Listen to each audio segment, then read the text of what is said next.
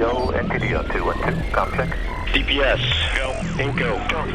PUS, go. Surgeon, go. Booster, go. Copy that. We have a go from you guys. This is Talking Sound. Well, hello everybody, and welcome to the Talking Sound podcast, coming to you from Austin, Texas this time around. I've been bebopping around the country for the last couple years, but happened to land in the home studio today to sit down and chat with Kennedy Phillips. He is a sound designer and also a film artist as well. And creator of Magus Elgar, a fantasy comedy audio adventure that I have been all about since meeting Kennedy the last few days ago. Actually, I have listened to, like I was telling him, quite a few episodes, a couple of them many times over, just to get an idea of the sound design and the scope of this project. Welcome to the podcast, Kennedy. How are you doing today? I'm doing fantastic. And greetings, Acolytes. Coming to you live from, well, Lakewood, California.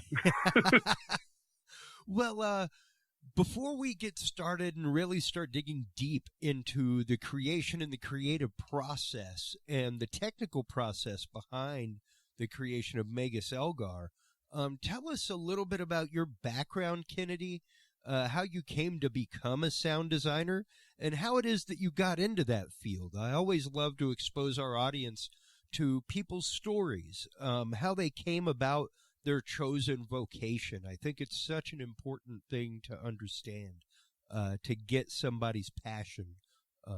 So go ahead and tell us a little bit about that. Well, my tale began as a wee child of 4.5 years old, when I was watching television on Nickelodeon. And my parents had approached me, and it was a passing casual conversation. They had said, "What do you want to be when you grow up?" I took a look at the cartoons, and I pointed at it, and I said, "I want to be that," which was a relief to my parents, because for a brief stint I wanted to be a taxi driver. But when I said I wanted to be that, I believe they were under the impression that I wanted to make movies or cartoons, but I think I wanted to be a cartoon at the time. As my acuity of what I wanted to do evolved, it eventually turned into being a filmmaker, and I started making crummy little movies with my home camera, and the rest was history. No, I'm kidding. I always did do like a lot of short films and stuff with my home camera, and I learned editing and sound design when I was in high school, where I would like make my own sound effects and record them to put into my little home movies. When I finally got to college for my master's program at Chapman University, a lot of my editing was, I would say, at best mediocre at the time. But when I presented some of my work to them, everybody said, "You've actually got a really good ear for sound design. You should probably try doing that some more." So I started I started trying that more, and I got nominated for an award by my college, the Cecil Awards. So I figured I'd stick around with that, because I've always had like a really a deep passion for sound. Even before I started doing sound design myself, because I always loved sound effects. I always loved little noises things would make. And like, I would always love to break down how someone created a sound effect in a movie. Yeah. I mean, the process of Foley art, the Foley artists that actually create that kind of stuff, it's a dream job of mine. I would love nothing more than to sit in a room of microphones and smash things around. You know what we need is 18 buckets of melons today. Let's get some cool crack splats going on.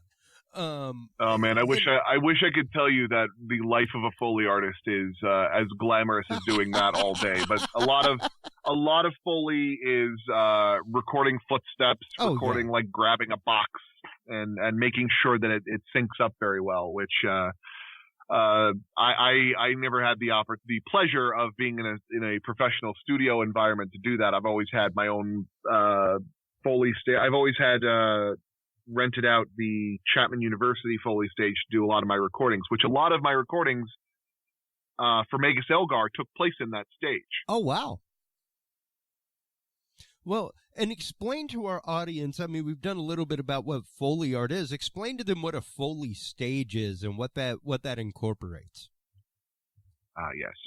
Now, when you want to record sound effects for a movie, the sound effects are not actually being played while the camera is recording on set.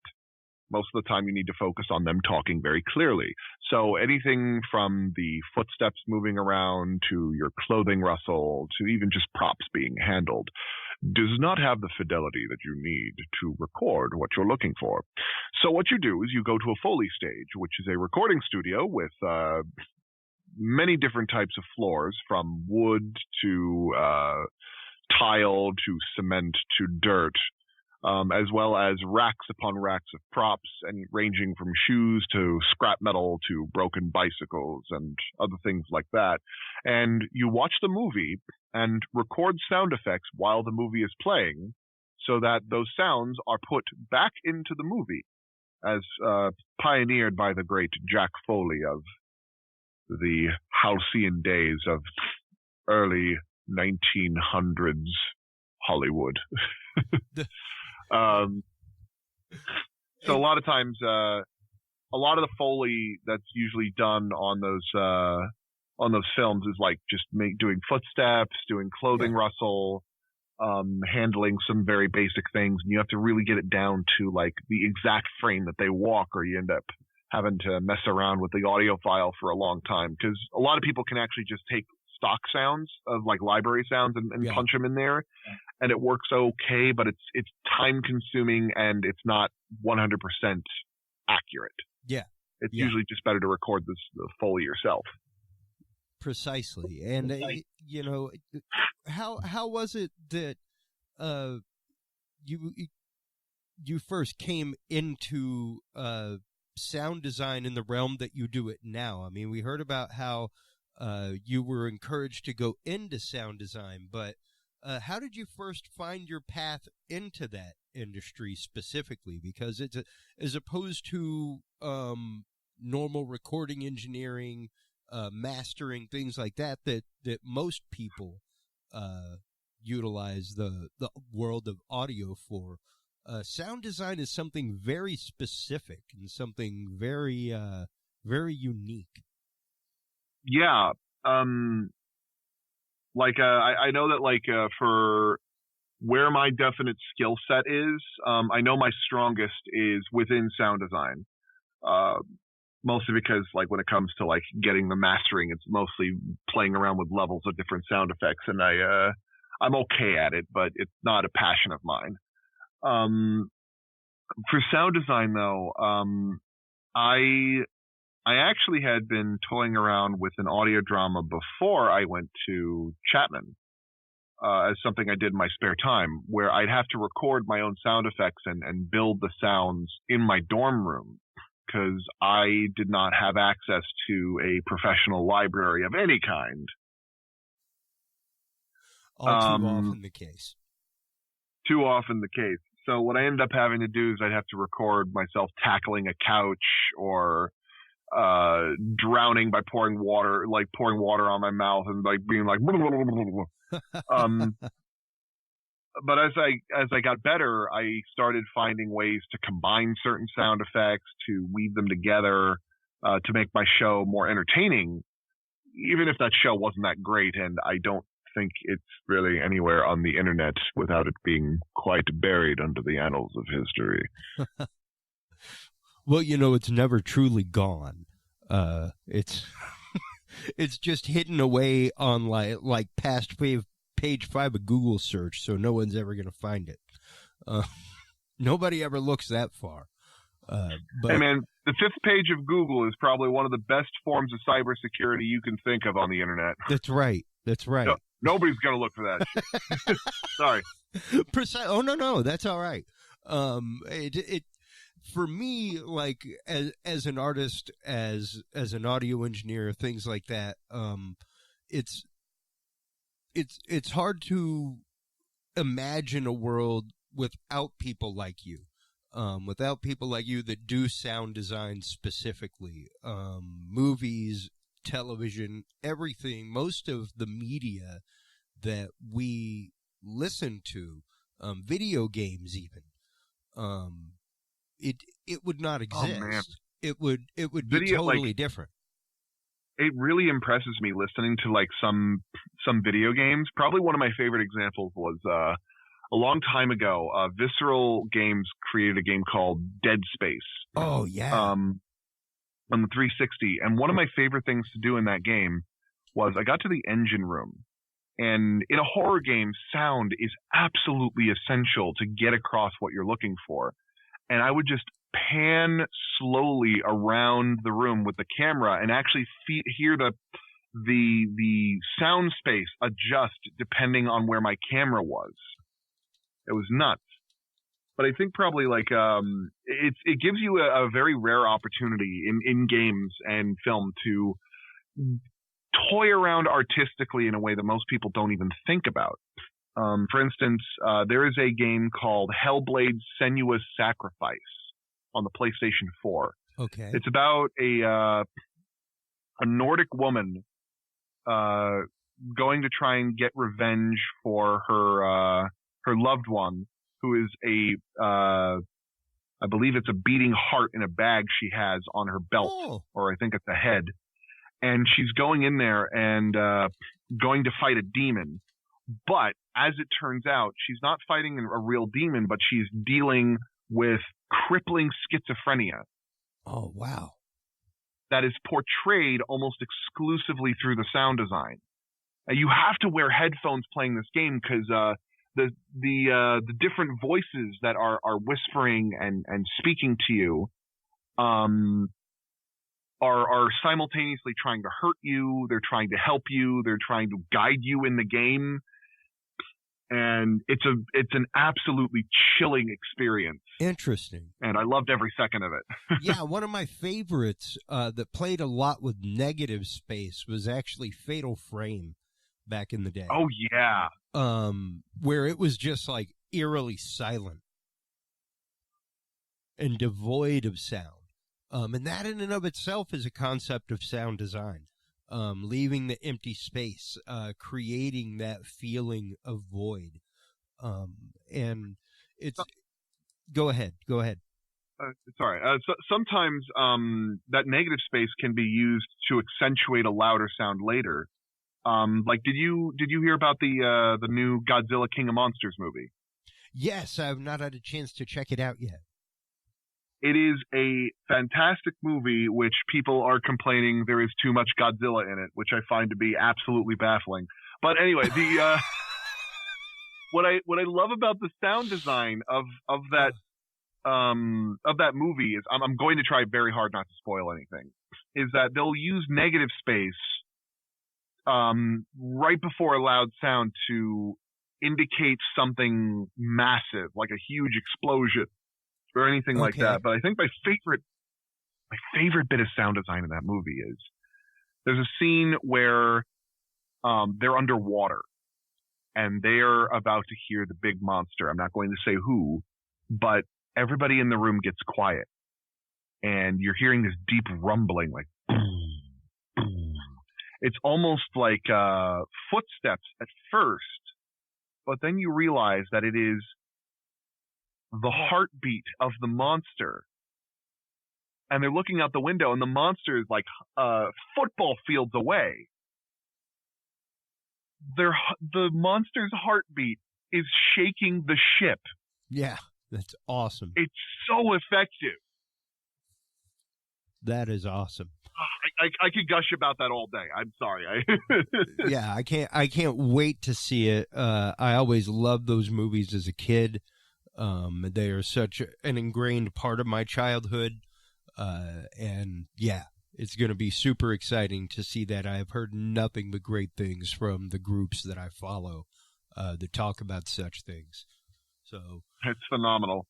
Well, tell us a little bit about the creation of Magus Elgar. What was it that, I mean, I myself, whenever we spoke the other day, I was telling you how whenever I'm on the road, I frequently, as I go to sleep at night, things like that, and I'm just sitting around my hotel room, I'll be listening to old school radio dramas. Things like, you know, The Shadow, you know, the stuff like that, X-1. You know, one of my favorites. A friend of mine just remade The Shadow. Oh, wow. Yeah, you should look it up. It's called The Shadow Remake. He's great. And I really want to encourage him to continue making more things. Yeah. Yeah. And, you know, like I was telling you the other day, even with my podcast network, it was like, man, I would love to have something like that. That is just awesome. And the creativity that goes on behind it, the work that goes on behind the scenes on a show like that, is absolutely amazing. So tell us a little bit about the creation of Magus Elgar. What was it that inspired you to make it? And then we'll get into a little bit of the technicality behind things, you know, what it takes to make the show, and we'll listen to a little bit. Well, I would say that where the inspiration started was a series called Professor Nebulous. It was a series made by Mark Gatiss and Graham Duff, who now is making, who's now doing set pieces of War of the Worlds as an audio drama and is getting all the awards. But Professor Nebulous was a parody of Doctor Who. That was an absolute blast to listen to. I would listen to this show multiple times for years. There was only like 18 episodes, but I loved every second of them. And it was something that had always been a objective of mine at some point to say, you know, I could probably do something like this, and I could probably put my absolute all into it to make it work. So the first step, of course, is confirming that you want to do a thing, and coming up with the idea of like this Merlin type character who is still a little bit young themselves. Like I wanted to have a Merlin who acted and treated magic as a kid in a candy shop would treat magic. Where it's just, instead of it being like, magic is this very important thing from another dimension that you must understand and respect. Man, if I was a magic caster, I'd be like, hey, you want to see this cool thing that I can do? Yeah, check this out. Check this out! Yeah, exactly. Which is so much of what Magus Elgar is just this really excitable Magus who wants to see the coolest and strangest things that magic can present and present it to the world, regardless if it puts you into bodily harm. But yeah, when I came up with the premise, I called up my employer at the time, Hamed Hokamzadeh, and I proceeded to vomit word salad at him for a solid 5 minutes about this rambling story about Merlin except young, and magic happens, and I wanted to be like another author that I like who made the Discworld series, and started talking. I'm like, okay, so what do you think? And he goes, all right, first off, what's a Discworld? Yeah, Larry Nevin. Terry Pratchett made this Discworld series, which is it's a very tongue-in-cheek kind of book series. Love every second of him. They actually recently made a show about with Terry Pratchett's writing called Good Omens on Amazon. You should check it out. Yes, I've heard great things about that show. It was all the rage at South by this last year. Yeah, it deserves every bit of attention. So Hamed said, all right, we'll make it like a proof of concept, and I will see what I can do to help you get started. So I I recorded a pilot episode with a bunch of my friends, which actually, incidentally, is the same script that would eventually become episode 4. Where they were kind of like 2 scientists are working on a magic experiment, and 2 magi are trying to create a nuclear reactor with possums. And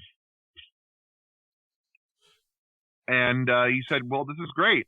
And then leaned forwards and said to me, all right, so what's your budget? I'm sorry? Like, yeah, I mean, I'm not paying for this, so like, Yeah. where are you getting your money from? I'm like, oh yeah. Money makes the world go round. Yeah, you gotta figure out some way to pay for studio time, pay for, whatever it takes. Yeah, exactly. Unless you have a dedicated group of individuals that are all part of it and are not getting paid, but that's pretty rare. Yeah, so I scoured around on how to get funding and so on and so forth, and I came to the conclusion that I couldn't ask anybody to pay for this. I couldn't ask them to take this kind of risk because I'm nobody. I still very much am nobody. So if I was going to do something to this scale, I'd have to prove myself. So I paid for it myself. I dumped my life savings into this project in the hopes that it would be a good, mostly for, like, in part because I wanted to tell the story, and in part because I wanted to prove that I could direct, that I could make a thing that was wholly and entirely mine as an idea. And it was a hoot, it turned out pretty good. We ended up getting great casting. Sorry, go ahead. Yeah. Oh, no. I mean, I was going to say it turned out great. The casting is spot on for the characters. Y'all did a fantastic job with that. The music is awesome. The dialogue that's written is great stuff. Yeah, the getting all the voice actors was a little bit of a challenge because I started off with voices.com, and I got 800 auditions. Oh, wow. For this project. And it was wonderful because Mike Fry over at voices.com helped me sift through a lot of performances because like almost everybody they put their all into it, but there's going to be quite a few that they don't understand what the character is supposed to be and just end up doing their own thing or whatever. And that's kind of the nature about casting. But there were a couple of other characters in the show where like I went through all the casting and I was just like, I'm not digging any of this. And I ended up personally asking a couple of people outside of voices.com. For example, Kaylee Fawn is played by Sandra Espinoza. She's known as Dusty Old Roses on YouTube, and she does a lot of fan dubs, voice acting in a couple of other areas. I know she did voice for something about Kirby All-Star where she plays a Waddle Dee. She does a couple of she does a voice or two for Final Fantasy Machine Abridged. And she's a great voice actress, and she's a wonderful person that I did have the pleasure of meeting in person at one point when we got nominated for Best Original Work in New York. But I actually just walked up and contacted her by email and says, hey, do you want to be in this thing? And she sent me an audition in like a day. And I was like, oh all right, cool. I'll take it. Yeah. Well, and you'd be surprised, especially whenever you do contact somebody like that with an interesting opportunity, something that they may not have been contacted with before. This would be, I mean, this is an absolutely interesting project. Tell us a little bit about the first episode of Magus Elgar before we listen to it. So in episode 1, Magus Elgar and Udo are handling their day job as magic troubleshooters. They're often contacted by the Ministry of Casters or the Council of Nine, the government of the world of Hoth, an alternate dimension separate from our own, where magic is the defining force of nature rather than science. From there, they receive a request to handle a man named Sorcerer Incadale, who is apparently attempting to cast some kind of dangerous magic with this incredibly powerful artifact known as the Mirror Cauldron, a cauldron made of solid mercury. Upon getting there, the caster Sorcerer Incadale overreacts about their presence, thinking that it's the cops, rightfully so, and casts a spell into the Mirror Cauldron and transforms himself into a giant, threatening dragon. And that's around the point where the narrator starts explaining what's going on. All right. Well, with that in mind, everybody, here is part of Magus Elgar, Episode 1, The Mirror Cauldron. Enjoy. Everywhere throughout the world of Hoth, though each spell comes with a price. Without totems to channel their power, one could easily find themselves covered head to toe in symbols from dimensions unknown, sputtering about a beast with 1,000,000 eyes. But thankfully our tale does not follow a descent into such madness. It begins with the death of a sorcerer who was nice enough to do that for us already. Now this... Get down, sir! Oh, goodness, accursed eyes, get off me! You'll have plenty of time to explain this later. Get out of here! You don't have to tell me twice. Later, then. Pass through, dear Udo! Hold your hands high! Oh, no. Remember, magic is about confidence! Declare your will and show that dragon you mean business!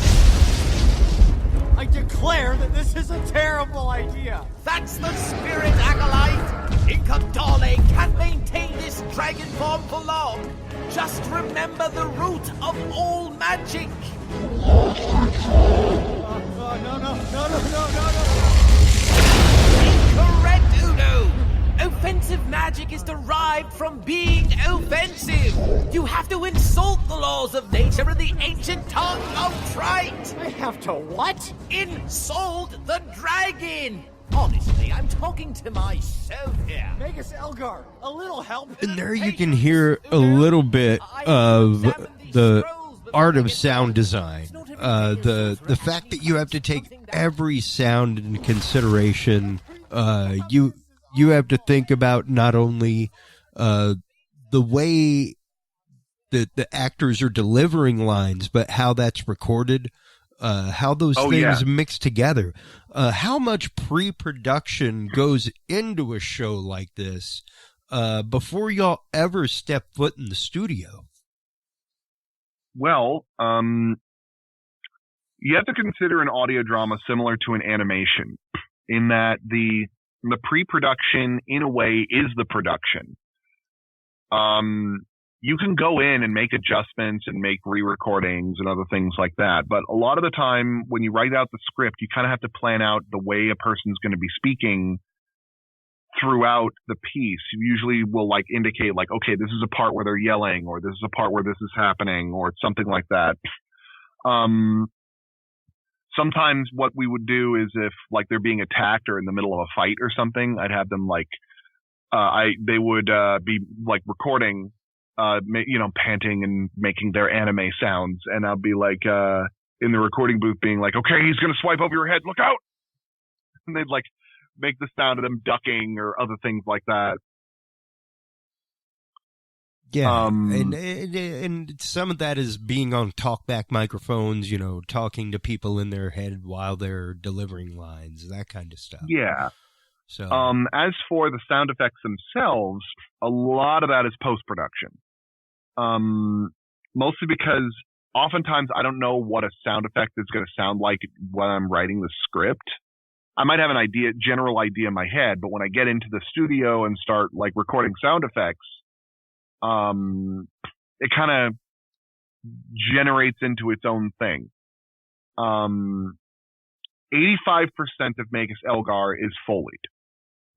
A lot of the sound effects, a lot of other creatures and other things like that. We do use some stock sounds to generate the thing, but like we'll not use it in the traditional sense where a lot of shows and a lot of cartoons and other things like that, what they'll do is they'll like grab one sound effect and just kind of lay it in and just leave it there.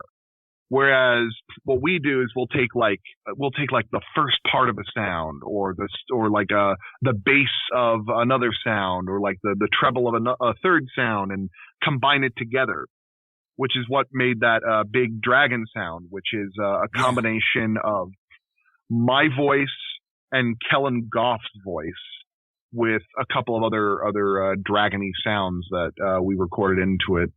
Like, I think one of my favorite sounds in that particular scene that you just heard is the dragon's breath, where I'm so used to hearing a dragon breath just shoot out without much ceremony, where it just goes like whoosh and there it goes, where it's all fire. Yeah.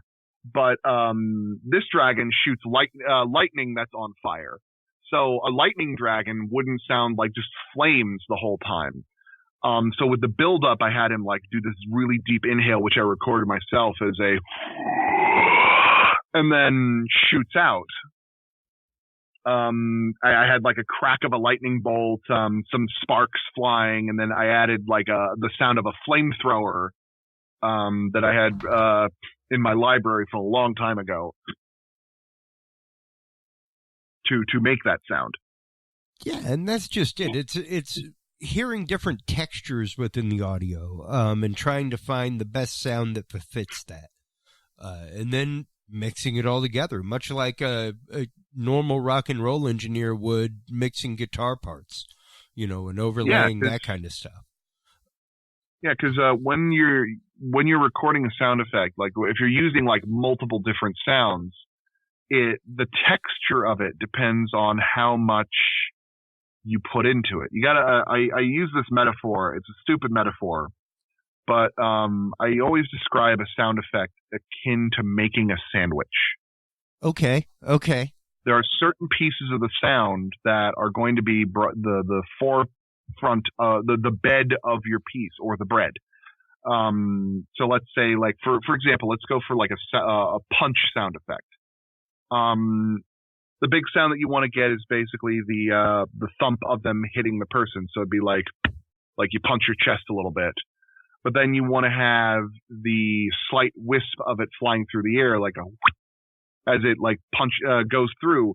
And then you need something a little bit bassier, like maybe like you're slapping your stomach or you're hitting a big leathery pillow or something like that with a golf club. Yep. And then you bring it all together, and then you have to find the right amount for each. So it's like when you're making your sandwich, nobody likes a sandwich that has too much mayonnaise, or a peanut butter and jelly sandwich that is mostly peanut butter and not enough jelly. Yeah.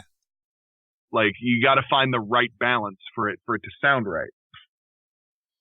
Yeah, and I think the dragon breath attack is the culmination of like 17 or 18 different sound effects going off at once.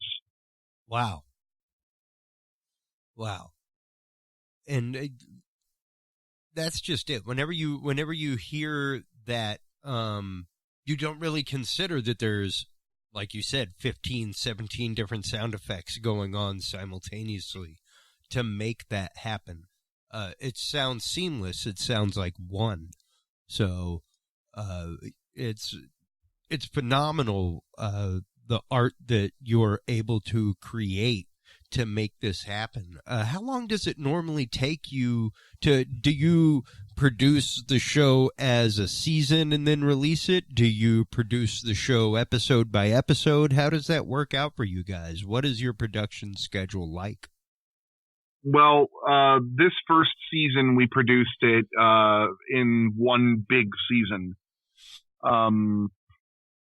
Mostly because I wanted to have it all readily available right away, similar to how Netflix and Amazon does it, where I didn't want people to have to wait for it. They can binge listen. They can binge listen, which most people end up doing. next time around, I might consider doing it more like episode at a time and trying to find a way to bring it to people more. Because right now we're available wherever audiobooks are sold, and you can get it there for pretty cheap. It's like $8 for the whole series, but like $1.50. It's like $1.10 or something per episode. All right. It's really small.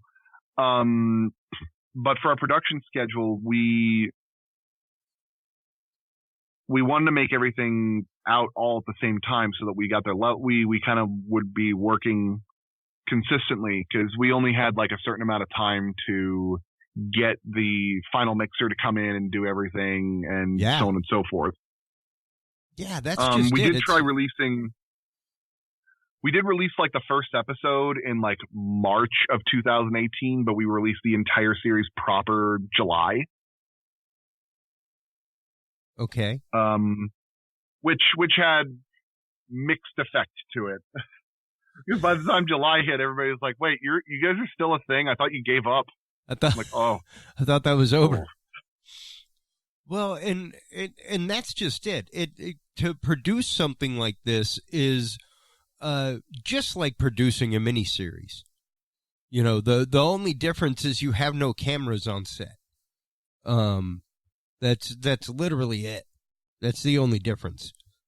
So it is just as complex as putting together an episodic TV series or anything like that.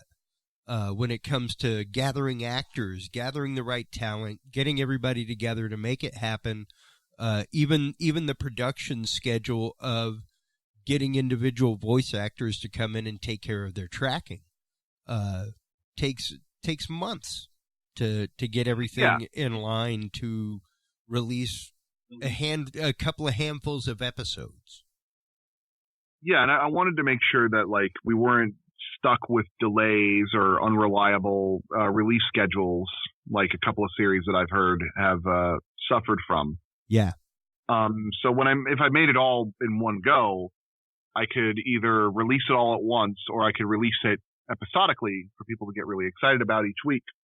But I mean, that would be limiting them to my viewing habits, which I like to watch like one episode of something and then just let it digest.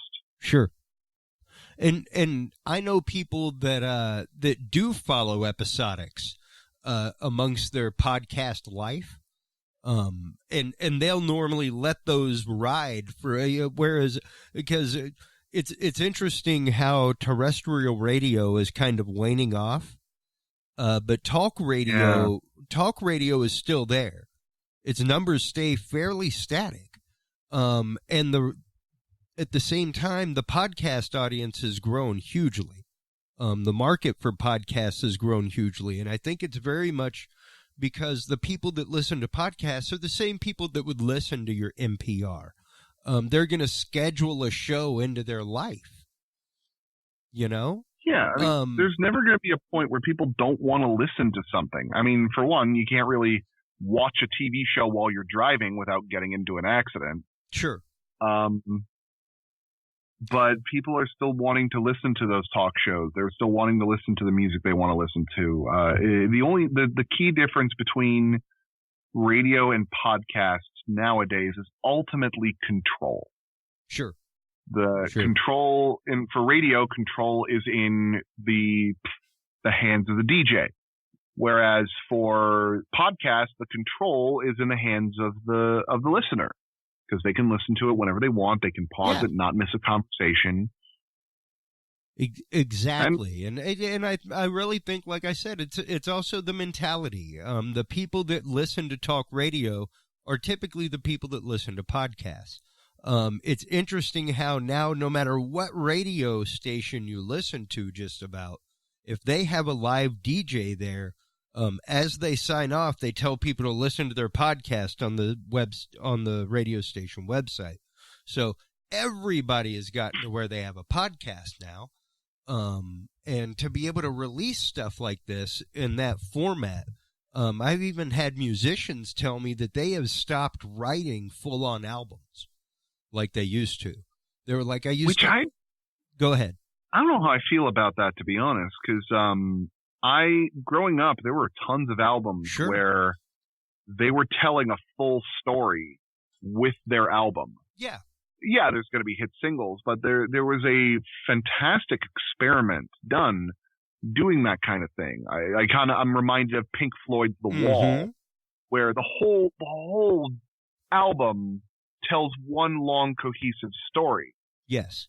Throughout each of their individual pieces. And there's a couple of others that handle that nowadays too. Like there's a musician that I grew up with. His band was originally called Lemon Demon. His name is Neil Cicerga. This is quite possibly one of the most fascinating people on the internet, because this guy has invented and reinvented himself throughout the decades of internet history. When he started out, he just was doing like, standard music from like the early 2000s of him just doing like parody songs and just singing about whatever he wants. And then he started doing Harry Potter Puppet Pals, which got him huge in the late 2000s while Harry Potter was still like really big in the movies.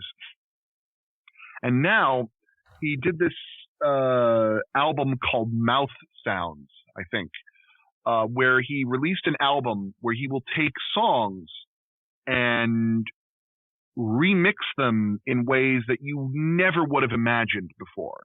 All right. Like he managed to piece together. I assume you're familiar with the song Wonderwall.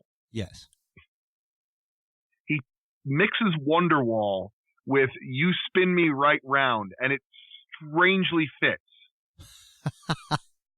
Where the lyrics of Wonderwall is being used to sing on top of You Spin Me Right Now, and it sounds like it belongs there. It's witchcraft, I tell you. Yeah. And I'm don't get me wrong, I'm a huge fan of albums, especially scoping thematic albums. But that's kind of a limited audience. Not everybody is into music in that form, That's a good point. And it's kind of the same way. There are people that I know that listen to episodic podcasts, and there are people that I know that can only listen to, podcast banter, where it's like a morning show, and everybody's rambling over each other, and I'm like, I don't grasp that, I want like a coast to coast AM, I want an in-depth conversation is what I want, I want to dig into a topic whenever I'm listening to a podcast, or I want to escape and listen to something like Magus Elgar, where it's a story that's taken me somewhere else. But not everybody's into doing that while they're driving down the road in traffic, Yeah, if I was to say, like, I prefer going into fiction myself, if only because nonfiction requires a lot of research in a couple of ways. Yes. But another piece of it is that, like, my personal life, my nonfiction has always been quite stranger than fiction. Okay. Throughout my entire life, I've had stories that sound like something out of a children's novel, where, I grew up on a sailboat. When I was a child, I sailed around the world. I had gotten to meet some incredible people throughout my life.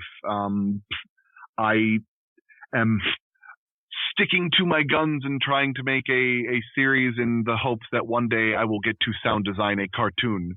Right. Little bits like that. It's always been a little bit odd. And instead of trying to just adhere to a nonfiction story or something about something that did happen, I'd rather present my story of whatever it is that my life is about in the filter of a child's imagination, or whatever man-child, if you want to call me that. Okay. I can appreciate that. I am very much the same. And present it in a fantastical way that will resonate enough that maybe you'll project aspects of your own life into it. Yeah. And I think everybody's got a story that they can project into a magical adventure, right? Well, and that only comes from internal passion, Kennedy. That only comes from an internal burning fire and yearning to create something. I've seen it so many times in my career as a live sound engineer, working with 4 or 5 bands a night, to see that one band during the night that just knew how to connect with the audience, that just knew how to read that vibe in the air and be able to have that true moment of entropy with the audience where they became one with them. And it was so interesting to see that. And it's interesting to see somebody like you who is taking a story and bringing it to life without picture. I think it's something very special to actually arrange a story for audio only. That's how we told stories before we had writing. Like, it goes back to such an ancient tradition of storytelling, to tell stories in this way. It's so beautiful. And for you to bring that, and to be one of those people that's bringing that into a new realm, into the digital age, doing it the way you're doing, is so great and so inspiring to see somebody doing that. Well, thank you.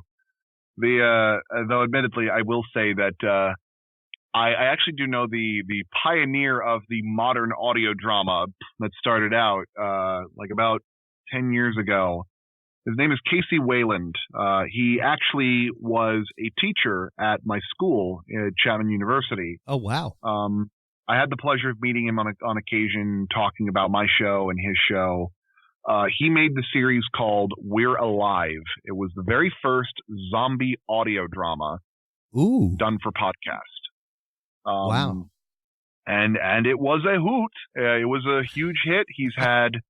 It is quite possibly one of the most, if not the most, downloaded podcast in history. Oh, wow. He's working on a series.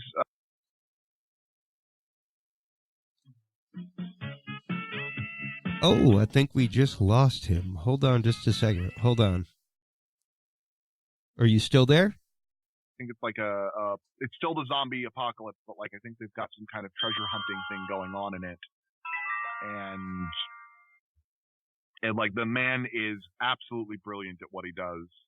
And I highly recommend you take a peek in it if you're into like zombie survival and all that stuff. Yeah, absolutely. And anytime I get to hear something like that, I'm always excited. Like I said the other day, whenever we were chatting on the phone, I couldn't wait to get the first links. And the minute that I got the one from YouTube, I went on and watched it, and then started going on to the website. Let everybody know where they can go to check out all the great episodes for Magus Elgar, how they can contribute if you have a Patreon or anything like that set up, and what they can do to, I guess, bring more awareness and let people know where to find this great story. Well, Magus Elgar is available wherever audiobooks are sold. If you visit maguselgar.com and sign up for our newsletter, you can get a discount for the Bandcamp version of the show. Of course, if you want to support us proper, you can always talk about the show elsewhere. We're on social media. We're on Facebook, Instagram, Twitter, and some of the other popular ones that I'm not sure if they've been invented yet. But the only way that we can really get ourselves out there is if you talk about it, if you share it with your friends, if you encourage them to pick up their own copy of the show. We are planning on getting more stuff out there. We're working on a season 2. We're working on an animated pilot. And here's my advice, folks. Quite honestly, go out, buy the series. It's great. Support it. If a friend wants to hear it, give them an episode. Go drug dealer on it. Yeah, I mean, the first 3 episodes are free on YouTube if you don't want to like dive in right away. Yeah, hook them for free. Hour of content to listen to. And I guarantee you will go buy the episodes. I guarantee you will. It is fantastic. But yeah, we don't have a Patreon. We don't have really merchandising yet, if only because we're still very, very small compared to some other podcasts out there. But the best way to support the show is to share it with your friends and pick up a copy for yourself. We also have the fancy edition on Bandcamp, where if you purchase it, you'll get access to the soundtrack, as well as a handful of sound effects that I created that you can use under a Creative Commons license. Okay. And some bloopers from a couple of episodes. All right. Fantastic. Well, tell them one more time the website that they can go to find all this great stuff, find all the links, where to follow, where to get it. Magus Elgar is available wherever audiobooks are sold. You can find us on iTunes, Bandcamp, Amazon, Audible, and many, many more. Visit MagusElgar.com to download your copy today. Listen to the first 3 episodes for free on YouTube. All right. Well, thank you so much. Once again, everybody, Kennedy Phillips, sound designer, creator and editor of Magus Elgar, the fantastic fantasy comedy adventure that you can check out at MagusElgar.com. Thank you so much for joining us today, Kennedy. Anytime, sir. Please do hold the line. While you're online checking out Kennedy's work at MagusElgar.com, do make sure to stop on by TalkingSoundshow.com. That's where you can get all the episodes. We're in season 5 right now. I can't see the show stopping anytime soon as long as I'm alive. So plenty of stuff there. There's also the freelancer AV directory. If you're a freelance AV guy like me out doing audio video for a living, check it out. If we don't have companies listed in your area, let us know some companies in your area that hire freelance AV guys. It's one of our ways that we pay it forward to the industry that we love, is trying to help people find their path in it. So while you're out there checking all that out, make sure to check us out on the HC Universal Network. Thank you so much for tuning in, everybody. Remember, take care of yourselves, take care of your hearing, and until next time, keep reaching for 11. We'll talk to you soon. Bye-bye.